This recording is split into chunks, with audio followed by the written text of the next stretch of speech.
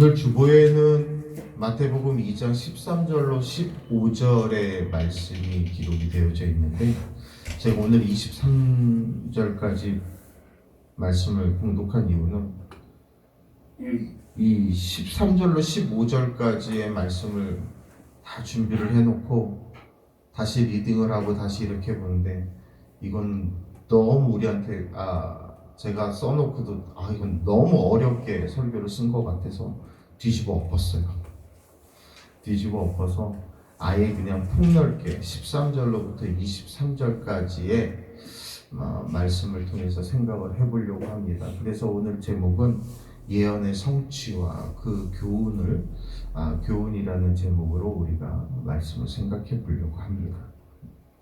여러분, 우리가 살아가는 세상을 보면 정말 표현 그대로 한 치 앞도 내다볼 수 없는 일들이 전개돼요.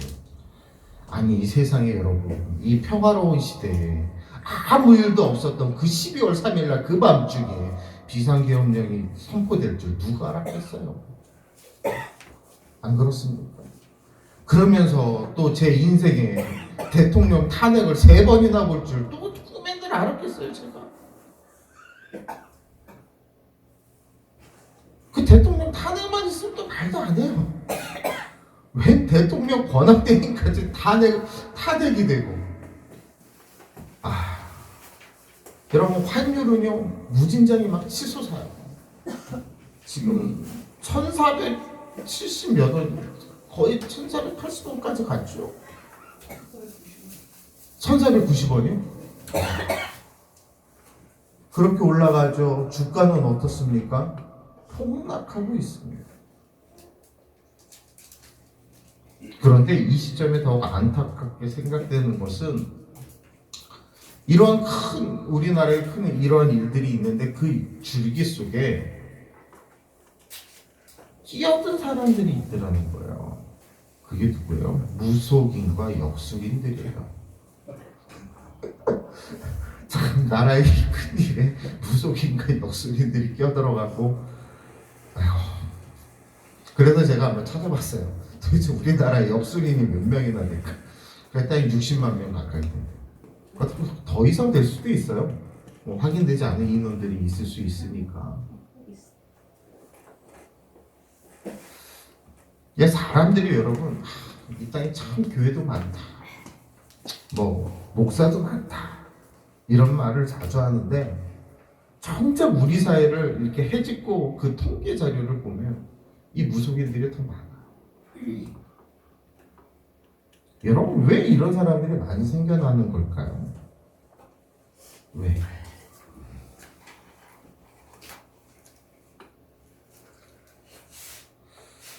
지금 우리가 살고 있는 이 사회가 너무 불안하기 때문에 그렇습니다. 불안하게 앞날에 되어질 일에 대해서 알고 싶은 마음들이 참 많은 거예요. 사회과학적으로도 보면 미래학이라는 그 분야가 굉장히 각광을 받기도 해요. 미래에 어떻게 될 것인가 예측하고 컨설팅하고 이런 것들. 근데 이 미래학에 관해서 가장 기본이 되어지는 고전이라고 할 수 있는 게 알빈 토플러의 제3의 물결이라는 그런 책이 바로 이 사회학에 있어서, 미래학에 있어서 가장 고전적인 책이기도 합니다. 그런데 이처럼 많은 사람들이 미래를 예측하고 앞으로 되어질 일에 대해서 예언도 하지만, 그러나 그 어느 것도 믿을 수가 없어요. 예측일 뿐이에요. 예측일 뿐. 우리나라 어땠어요? 올 초만 해도 여러분, 경제적으로 성장이 굉장히 잘 될 것이고 또 전망이 좋습니다. 주가도 전망이 좋습니다. 이랬어요. 이렇게 될 줄은 그 누가 알았겠어요? 하루가 다르게 변하는 이 세상 속에서 정말 예측하기가 힘들어요. 제가 저 큰아들한테 맨날 꼬사리 듣습니다. 뉴스보다 꼬사리 듣는데 왜 꼬사리 듣냐면, 걔가 초등학교 3학년 때 비트코인이라는 게 나왔어요. 그래서 저한테 졸라서 아빠 저거 10만 원어치만 사줘 그랬어요. 10만 원어치만. 그래서 저랑 집사람이 그랬어요. 야, 저런 사기성 이런 거에 난 놀아나는 거 싫다? 그때 10만 원치 사둘 걸. 그거 아빠가 안 사서 그렇다고. 여러분 그 당시에 10만 원치 샀으면 지금 정말 엄청난 부자가 돼 있을 거예요. 비트코인 하나에 1억인가요? 1억 3천만 원이요? 1억 5천만 원. 1억 5천만 원. 그 누가 알았겠어요. 하지만 하나님의 말씀은 달라요. 세상은 변하고 세상은 예측할 수 없고 세상은 어떻게 흘러가는지 우리가 내다볼 수 없지만 비록 예측밖에 못하겠지만 하나님의 말씀은 결단코 변함없이 영원토록 변함없는 하나님의 말씀인 줄로 믿으시기 바랍니다. 그래서 진리 자체가 변하지 않아요. 하나님 말씀의 진리는 변하지 않습니다. 세월이 흘러도 많은 세월이 흘러도 그 진리의 말씀은 반드시 변하지 않고 성취됨을 오늘 우리가 본문을 통해서 보게 되어질 것입니다. 오늘 본문에서 보면 하나님의 말씀이 1.1획도 틀리지 않고 그대로 성취된 모습을 소개하고 있어요. 물론 예수 그리스도에 관한 예언입니다. 이제부터 우리가 이 예언이 어떤 것이 있었는지 함께 보면서 그 안에서 성취되어지는 하나님의 말씀을 통해서 우리에게 주시는 귀한 은혜가 있기를 바랍니다. 첫 번째 성취는요, 하나님께서 예수님께서 애굽으로 피신하셨다라는 거예요. 그것이 오늘 본문 13절로 15절의 말씀입니다.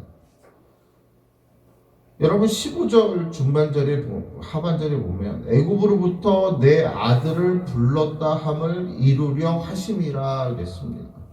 호세아서 11장 1절의 말씀, 호세아가 이미 예언했던 그 말씀이 이루어지게 하기 위해 그랬다는 거예요.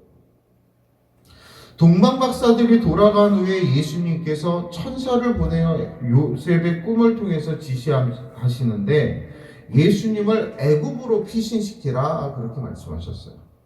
왜냐하면 헤롯이 예수를 죽이고자 음모를 꾸미고 있기 때문에 그렇습니다. 우리는 여기서 아주 중요한 영적인 진리를 발견할 수 있는데 그것은 하나님께서 예수님을 지키고 보호하고 계셨다는 사실입니다. 하나님께서 예수님을 보호하시기 위해서 동방박사들의 꿈에도 나타나시고 그 아버지 요셉의 꿈에도 나타나셨습니다. 위기와 절망의 순간에 보호해 주시고 선한 길로 인도해 주신 거예요. 바로 하나님의 손길로 그렇게 하셨던 겁니다. 어찌 전설에 의하면 이런 얘기도 있어요. 이 당시에 헤롯이 예수님을 집요하게 막 쫓아다녔대요. 그래갖고 그 당시에 여러분 교통수단이 뭐가 있겠어요? 있어봐야 낙이나 이렇게 타고 갈 그 정도죠.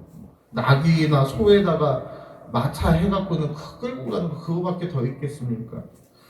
그렇게 불편한 교통수단 가운데 그 산모와 아기를 데리고 요셉이 이것저것 피신을 하다가 이 헤롯의 군사들이 쫓아오니까 하룻밤은 큰 동굴 속으로 숨었답니다. 근데 동굴에 딱 들어갔는데 거기 있던 거미가 나와서 동굴 입구에다 막 거미줄을 치더래요. 제가 왜 저럴까? 왜 저기다 거미줄을 칠까? 근데 열심히 거미줄을 치더래요. 그래서 거미줄을 열심히 쳐서 그 입구가 막힐 때쯤 되니까 헤롯의 군대가 그 동굴 입구까지 오게 된 거예요. 그리고 그 동굴 입구에 왔을 때 보니까 거미줄이 쳐져 있으니까 끊어진 게 아니라 하얗게 쳐져 있으니까 그 동굴을 그냥 지나쳐 갔다라는 그런 전설도 있습니다. 물론 이 이야기는 전설로 내려오는 이야기지만 하나님께서 예수님을 철저하게 지키고 보호하고 계시다라는 것을 우리에게 간접적으로 들려주는 이야기예요. 사랑하는 성도 여러분, 그런데 예수님을 지금 이 순간에 지키고 보호하신 하나님은 누구를 지키고 보호하고 계십니까?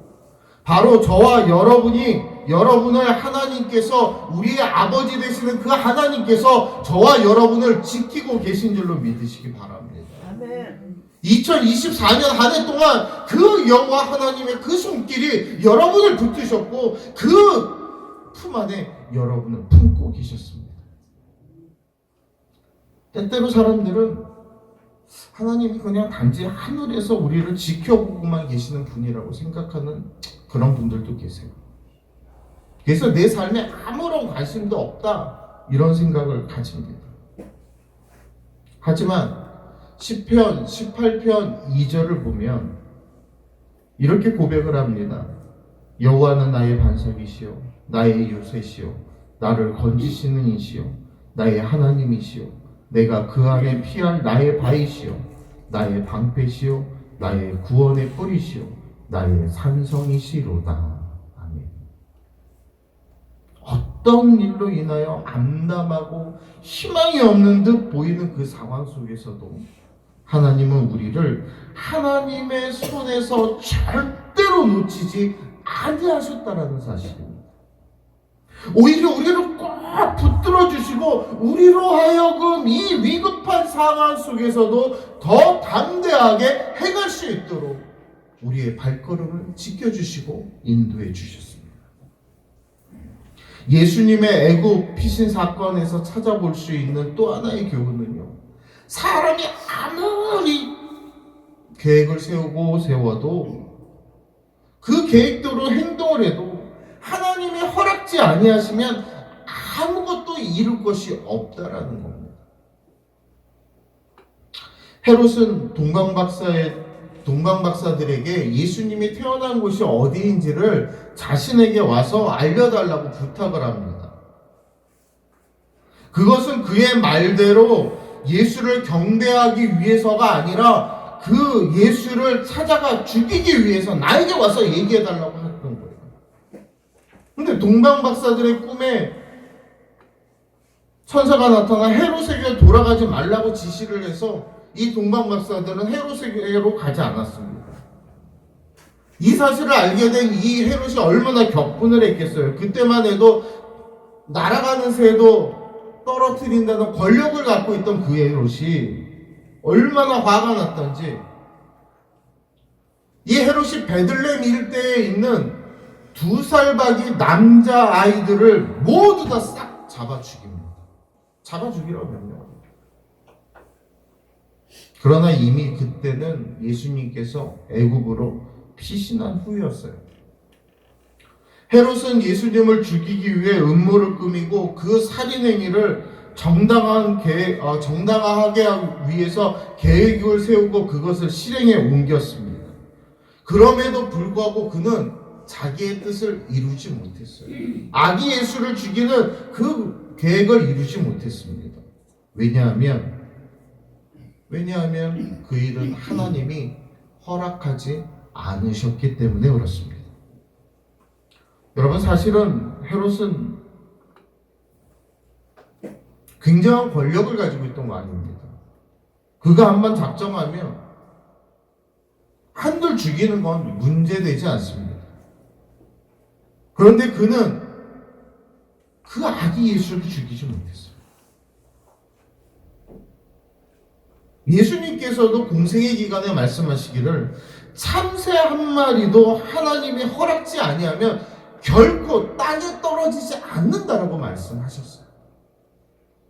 그래서 잠언 16장 9절에 사람이 마음으로 자기의 길을 계획할지라도 그 걸음을 인도하시는 이는 여호와시니라 말씀하셨습니다. 우리가 아무리 마음으로 계획하고 우리의 머리로 아무리 계획해도 이루지 못하는 것은 우리의 그 발걸음, 그 계획을 하나님이 함께 하시느냐에 따라 달리는 거예요. 우리는 종종 하나님 없이 어떤 일을 계획하고 행동에 옮기려고 합니다. 사람의 이성으로 보면 정말 열심히 해요. 계획도 정말 잘 세웠어요. 그리고 굉장한 노력을 해요. 그러나 우리의 노력에도 불구하고, 친밀한 계획에도 불구하고 하나님이 함께 하시지 않으면 그 일은 결코 성공할 수가 없습니다. 설령 성공했다 할지라도 그 성공이 얼마 가지 못했을 거예요. 여러분 사사시대에 입다라는 사사를 아실 거예요. 입다가 이스라엘의 장로들로부터 암몬 족속을 물리쳐 달라는 말을 듣게 됩니다. 그때 이 입다가 한 말이 이런 말이에요. 여호와께서 그들을 내 손에 붙이시면이라고 했어요. 지금 무슨 말이냐면 입다는 암몬 족속과 전투에 있어서 궁극적으로 여호와께서 그 암몬 족속을 나에게 맡기셔서 그들을 물리치고 내가 승리할 수 있도록 하나님이 허락하신다면 허락하셔야지만 이 전투에 임하겠다라는 얘기예요. 이 입다에게는 그 자신이 훈련시킨 잘 훈련된 군사들도 있었습니다. 전쟁을 치를 만한 그러한 지략도 가지고 있었습니다. 그러나 이 전쟁에 있어서 정말 필요한 승리의 요건은 이거였어요. 하나님께서 그 전쟁의 승리를 허락하셨느냐, 이게 요건이었다는 것입니다. 사랑하는 성도 여러분, 우리의 인생과 신앙생활도 마찬가지예요. 특히 지금처럼 어려운 이때에 우리들은 수많은 생각들을 합니다. 또 여러 가지 계획들을 세워요. 그런데 중요한 것은 하나님께서 그 일을 허락하셨느냐, 이게 중요한 거예요. 하나님이 허락하셨느냐. 여러분, 하나님 허락하지 않았는데 우리 마음대로 계획을 세우고 행동으로 옮기는 것은 정말 어리석은 일입니다. 아무리 이성적으로 판단해서 합당한 일이라 할지라도 하나님께서 허락지 아니하시면 아무런 소용이 없어요. 혹 여러분 지금 어떤 계획을 가지고 계시거나 아니면 어떤 일을 주도적으로 하고자 하는 그런 일들이 있으십니까? 그렇다면 먼저 하나님께 허락받으세요. 그것이 우리의 삶에 가장 먼저 된 일이 되어야 될 것입니다. 만약 급한 마음에 하나님께서 동의하지 아니하시는 일을 한다면 아무리 우리가 치밀하게 계획하고 아무리 노력을 한다 할지라도 내가 원하는 나의 뜻대로 나의 원대로 이루어지지 않는 거예요. 우리가 이것을 명심하고 2025년도에는 모든 걸 계획할 때 기도하며 하나님께 의지하며 하나님이 행해 주시기를 우리가 인내하며 기다릴 줄 아는 믿음의 성도들이 되시기를 주의 이름으로 축원합니다. 두 번째 성취 내용은 16절로 18절에 나오는 베들레헴의 통곡 사건이에요. 오늘 본문 18절에 보면 라마에 슬퍼하며 크게 통곡하는 소리가 들리니 라헬이 그 자식을 위하여 애곡하는 것이라. 그가 자식이 없으므로 위로받기를 거절하였도다 라고 기록이 되어 있습니다. 이 말씀이 어디에 나오냐면 구약성경 예레미야 31장 15절에 나오는 말씀이에요. 제가 앞에서도 말씀드렸지만 헤롯은 예수님의 탄생을 보고 그냥 보고만 있을 수 없었어요. 헤롯이 자신이 유대인이 아니기 때문에 유대의 왕으로서 가장 큰 단점을 가지고 있었어요. 그래서 그가 성전도 지었고 유대인들의 환심을 사기 위해서 참 그 왕위를 또 굳건하게 지키기 위해서 별 노력을 다했습니다. 그런데도 백성들을 참 탄압했어요. 그런데 유대의 왕이 태어났다는 것은 자기에게 굉장히 큰 도전이잖아요. 지금 내가 왕인데 또 다른 왕이 태어났다면 그 왕이 힘이 세져서 나를 또 더군다나 유대인인데 이 백성들이 저를 따르면 나의 왕권이 무너져 버리잖아요. 그러니까 지금 갓 태어난 그 아이를 죽이려고, 그래서 2살 이내의 사내 아이들을 모두 다 죽이라고 명령을 했던 것입니다.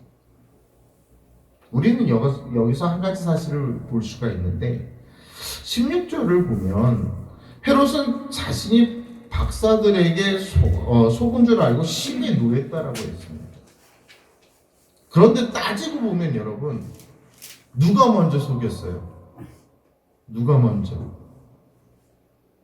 예수를 이미 죽이려고 작정해놓고 동방박사들에게 예수가 있는 곳을 알려주면 내가 가서 경배하겠다라고 얘기한 이 헤롯이 먼저 속인 거잖아요.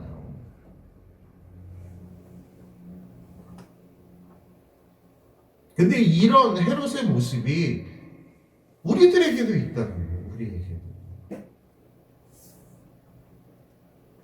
내가 다른 사람에게 끼친 잘못은 생각지 않고 남이 나에게 끼친 잘못만을 생각할 때가 참 많이 있습니다. 예수님께서도 마태복음 7장 3절로 5절에서 이렇게 말씀하세요. 어찌하여 형제의 눈 속에 있는 티는 보고 내 눈 속에 있는 들보는 깨닫지 못하느냐? 보라, 내 눈 속에 들보가 있는데 어찌하여 형제에게 말하기를 나로 내 눈 속에 있는 티를 빼게 하라 하겠느냐? 외식하는 자여, 먼저 내 눈 속에서 들보를 빼어라. 그 후에야 밝히 보고 형제의 눈 속에서 티를 빼리라. 이렇게 말씀하셨어요. 여러분, 헬라인들이 자주 하는 이야기 가운데 이런 얘기가 있습니다. 사람은 누구나 두 개의 자루를 가지고 다닌대요. 그래서 하나는 앞에, 하나는 뒤에, 이렇게 큰 자루를 두 개를 가지고 다닌답니다. 그래서 앞에 있는 이 자루에다 뭘 담냐면 다른 사람의 허물을 갖다 담는 거예요. 다른 사람의 허물. 아, 너 이거 잘못했지? 너 저거 잘못했지? 다른 이들의 허물을 앞에다 담는 거예요. 그럼 이 뒤에다가는 뭘 담을까요? 내 허물을 담는 거예요. 내 허물을 담는 거예요.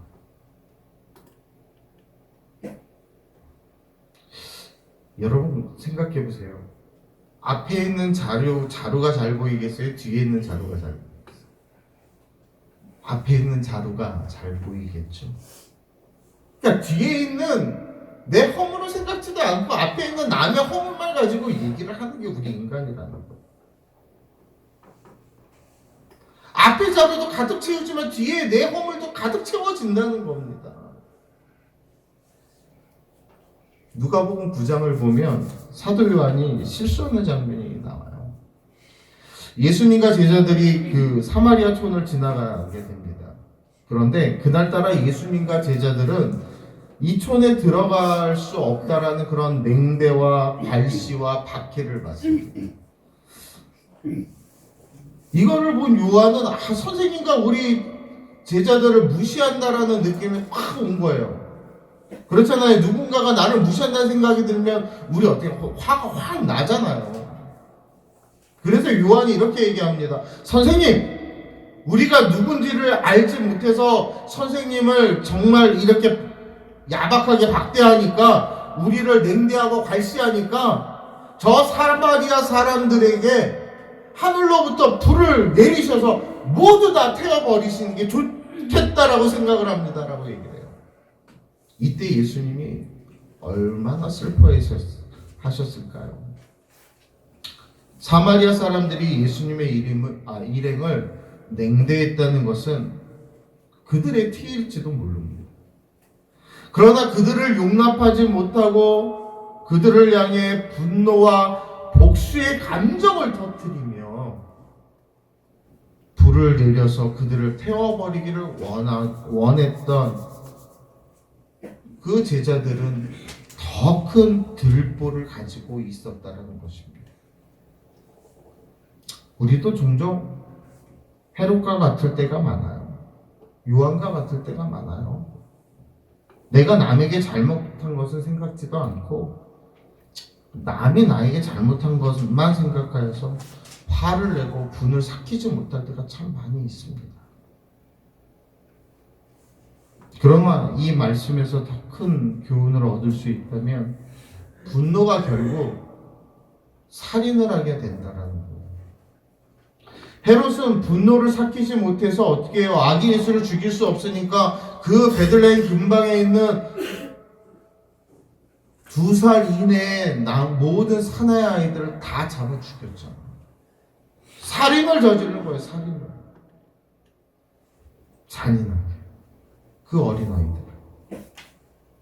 그래서 에베소서 4장 26절에 분을 내어도 죄를 짓지 말며 해가 지도록 분을 품지 말라라고 우리에게 분명히 경고하셨습니다. 창세기를 보면 형제를 미워했던 가인이 결국 자신의 분을 참지 못하고 그 동생 아벨을 죽이고 맙니다. 물론 화가 난다고 사람을 어떻게 죽일 수 있겠습니까, 여러분?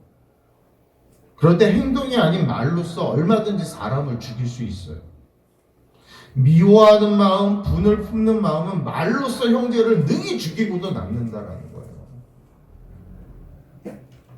이것은 하나님 앞에 큰 범죄입니다. 헤롯이 베들레헴에 있는 아이들을 죽인 것과 별 차이가 없어요. 왜냐하면 마태복음 5장 한번 찾아보실까요? 5장 22절입니다.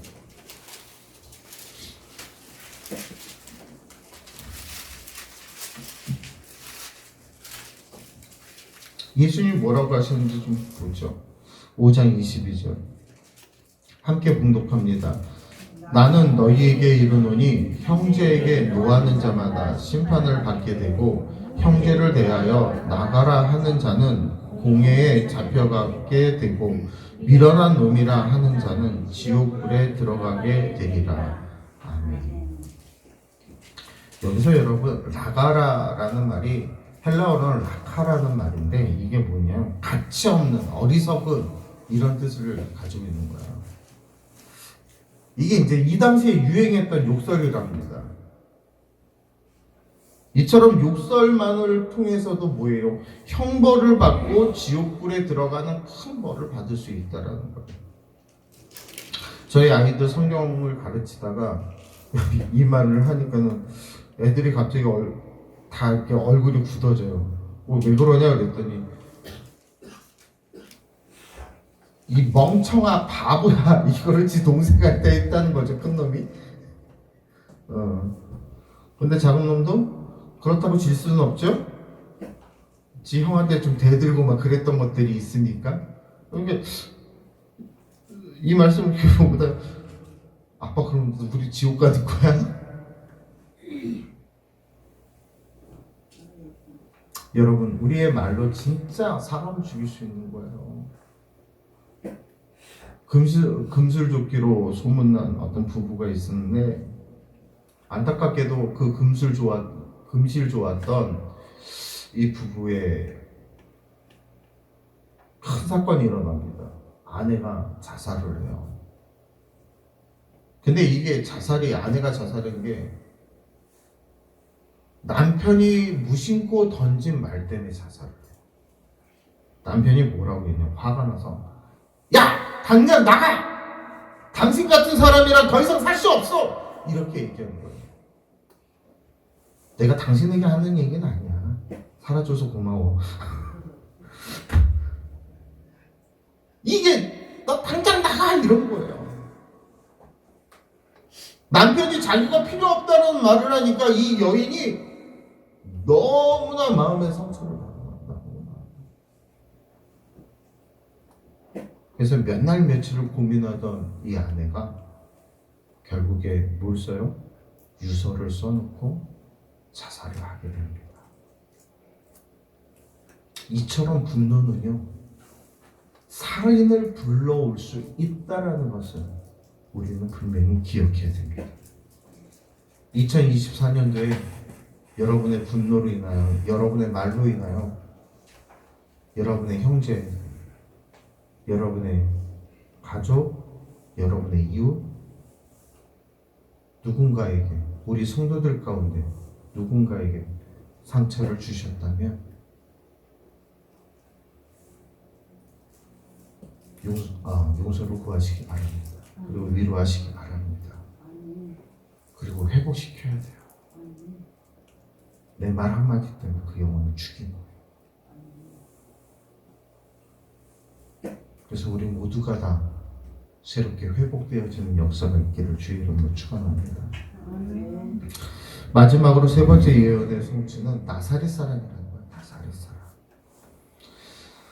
오늘 본문 19절로부터 23절에 보면 예수님께서 애굽으로 피신하셨다가 헤롯이 죽은 후에 이스라엘 땅으로 돌아오게 되는데 고향 땅 베들레헴으로 들어가는 것이 아니라 갈릴리 지방 나사렛이라는 동네로 가셨다라는 거예요.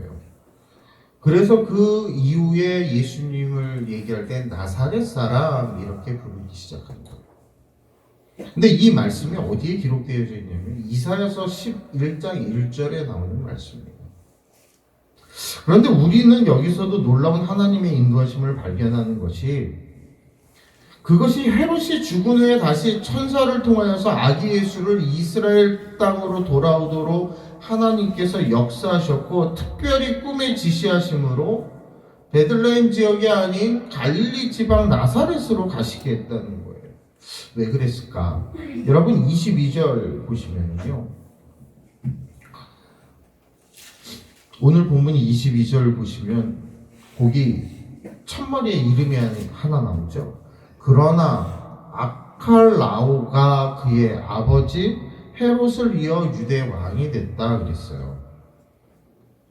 이 아칼라오, 그러니까 헤롯은 어린 예수를 죽이려고 했던 헤롯은 이제 죽었어요. 그리고 누가 그 왕위를 차지하냐면 그 아들이 차지했는데 이놈의 아들이 더 독한 놈이에요. 아주 못한 놈이에요. 그 아버지가 죽으면서 땅을 분배해줘요. 자식들에게. 그래서 이때부터 이스라엘을 아들 셋이서 나눠서 이제 다스리는데 유대와 그 주변을 누가 다스리면 아칼라오라는 왕이 통치를 하고 갈릴리 지역은 헤롯 안티파스가 다스리고 또 바다네아는 필립이라는 아들이 통치를 하게 됩니다. 그런데 이 셋 중에서 이 세 아들 중에 누가 가장 악독하냐? 아칼라오가 가장 악독했어요. 이 사람은 왕이 되자마자 무려 300명을 그냥 다 죽여버립니다. 학살해버려요. 이 사실을 요셉이 알고 있었기 때문에 그 유대 땅 베들레헴 쪽으로 다시 들어가는 게 너무 두려웠던 거예요. 이때 천사가 나타나서 어디로 가라고 지시하냐면 갈릴리 지방의 나사렛이라는 동네로 가라 그랬어요. 그래서 나사렛 예수가 되어진 겁니다. 이 나사렛이라는 동네는요, 갈릴리 남쪽에 있는 남쪽 분지에 있는 아주 작은 동네예요. 뭐 절대적으로 화려한 그런 도시가 아닙니다. 작은 시골 동네 같아요. 그러나 그곳에서 예수님은 자신의 공생애를 준비하는 그런 시간을 가지셨어요. 이 모든 것은 선지자를 통하여 예언된 그 말씀이 성취되어지게 하시기 위하여 하나님께서 그 모든 것을 계획하시고 인도해 가셨다는 겁니다. 사랑하는 성도 여러분, 예수님은 선지자들을 통해서 예언되고 실제로 오실 분을 이야기하셨어요. 그리고 그 예언을 하나님께서 마침내 이루셨어요. 하나님께서 이루시는 일은, 하나님께서 예언하신 일은 그 어느 것 하나 안 이루어진 것이 없다라는 거예요. 틀림없이 반드시 이루어졌다라는 거예요. 이제 우리는 예수를 보면서 선지자를 통해서 하셨던 하나님의 말씀이 더 분명하게 일어났음을 알게 되어집니다. 우리의 인생도 예수를 통해서 나 자신을 본다면 내 생애에 희미했던 모든 것들이 분명해지기 시작할 겁니다. 지금 이 어렵고 힘든 위기 가운데서 많은 사람들이 절망하고 많은 사람이 불안해하면서 한편으로 삶의 의미와 목적을 잃어버리는 경우가 허다합니다. 심지어 그리스도인들조차 내가 왜 사는지 모르겠어. 어떻게 살아야 될지 모르겠어. 무엇을 위해 살아야 되는지 모르겠어. 말하면서 방황하는 사람들도 참 많이 있습니다. 그러나 예수를 통해서 보면 모든 것이 분명합니다. 예수를 통해서 보면 희미했던 것이 분명하게 드러납니다. 예수를 통해서 보면 우리의 삶의 의미와 목적이 뚜렷해짐을 믿으시기 바랍니다. 힘드십니까? 괴로우십니까? 고민되세요? 피곤하고 방황하고 계십니까? 예수 그리스도를 통해서 그 모든 문제의 해결책을 찾아가는 저와 여러분이 되기를 우리 우주 예수 그리스도의 이름으로 간절히 기도 올려 간절히 축원합니다.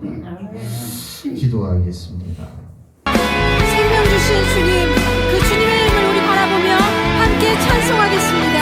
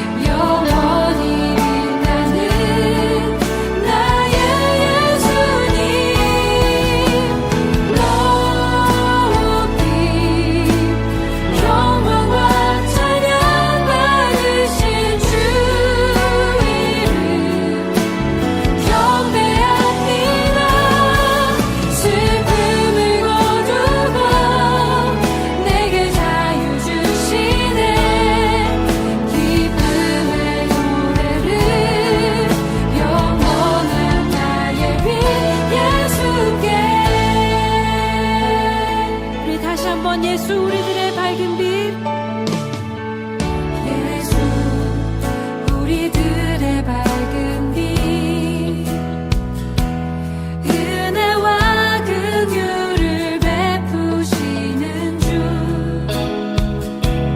그의 길을 따라가는 주의 자녀들에게 항상 밝은 빛을 비추시네.